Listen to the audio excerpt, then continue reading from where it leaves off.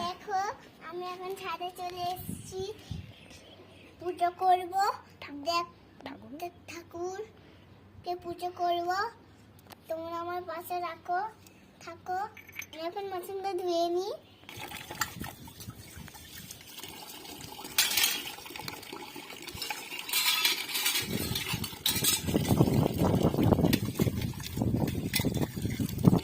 বলো। আমার বাসন সব ধোয়া হয়ে গেছে, আমি এখন যাবো নিচে। এই দেখো আমি এখন নিচে আছি পুজো করতে। আস্তে আস্তে নামবে। আস্তে যাবো, ওই জন্য আস্তে আস্তে আস্তে আস্তে আস্তে গেলাম। এবার ওই ঠাকুরের জলটা নিয়ে যেতে পারবো না। দাঁড়াবো। এরকম আমি